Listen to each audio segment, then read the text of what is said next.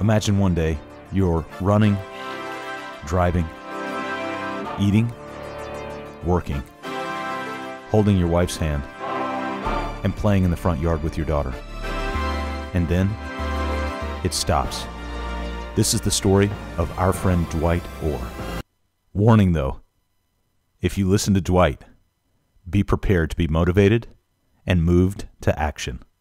Because regardless of what today holds, it is a great day to get better. Mama wants some Obama in me. The hood won't pop hip hop. Won't see the common in me. 0 to 20.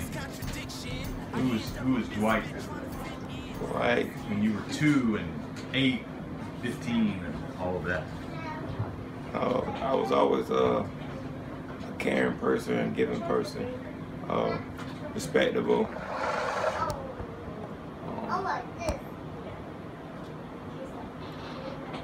Outgoing and more independent. Very independent. Yeah. Yeah. So when you woke up on a Saturday, what was the one thing you wanted to go outside and do when you were 14 years old? 14, go outside and play with my brother, because my brother, he loves football, and we practice a lot with him. Okay. So about 14, 15, that's what we was doing. When you were at school, what was your favorite thing? What was your favorite subject? Accounting. Oh. Right now, I'm still trying to get it back in school to pick up some more finance classes, and so I could be more, what's the word, for financial literacy. Yeah. Yeah. 'Cause I know about finance, but I really don't know, like, far as stocks and bonds and capital returns and things of that sort. Tell me about this career you chose. I was a welder. Man, I weld from South Carolina all the way to Kentucky, Louisville, Kentucky. Yeah. Had offers to go out the country. At that time, I didn't want to take it because we was preparing to have her. Yeah. So I had to stay close. Yeah. All right. No, scissors. No scissors. Let's grab one. Sorry about that. And I started pipe fitting before my accident. Were you good? Good, I was great.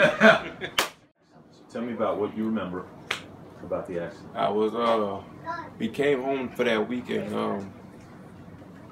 When we got there, it was like a normal weekend. We came, had fun, had a cookout, got to see a couple family members or whatever, and I was going back because I just started working in Virginia at this time. And it was like, I just had dropped Christian off. My wife was in front of me, so she was maybe 5 miles ahead of me because she already left. So the car was coming towards me. We was going around the curve, and it was on this coming like on my line, and then we sideswiped, and I was in the Suburban, so that's a lot of weight. So I had my toolbox and everything, and so when the sideswiped, it kind of fishtail, so I went this way, like hit the grass. When I hit the grass, I started rolling. As the rate was going, I wasn't wearing my seatbelt, but if I was, I would have been dead. But so everything happened for a reason. But I could remember the accident, but after the accident and maybe what before they did that day, that weekend, the memory is gone. But I stayed on the ventilator for every bit of 40 days. I made it to Shepherd Center, and then I got this guy telling me, his name was Dr. Dorada.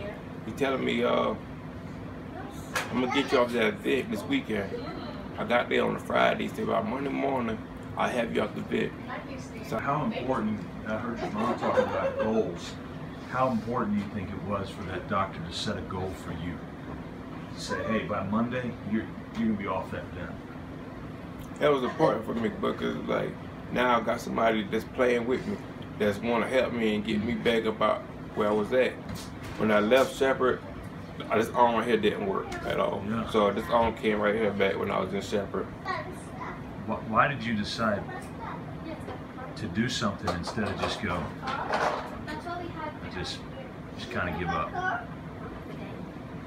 Family. They depended on me.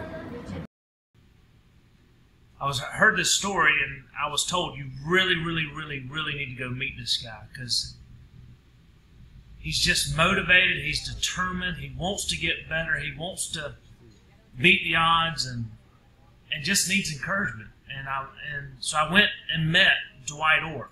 Yeah, I brought with it.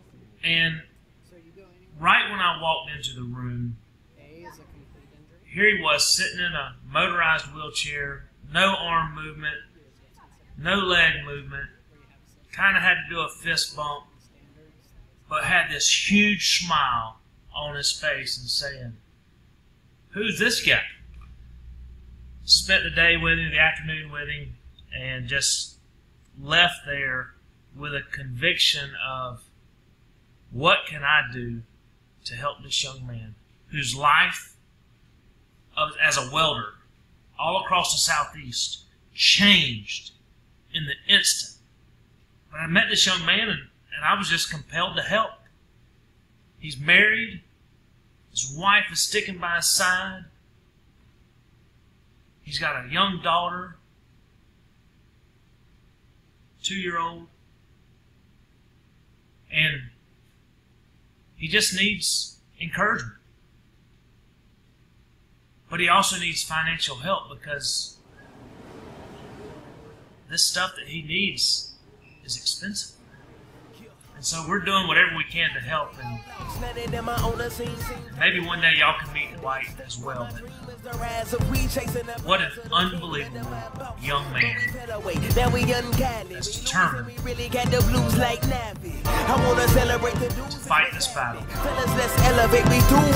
They lie, old head said, boy, get your shine on. And if a sucker try to block you, get your 9 home. And what I heard you gotta do to be a man now. Stand up for yourself, so I took it in my hands now. And that's the problem, man, we busy trying to solve it. All the while we walking dead, man, somebody bring the coffin.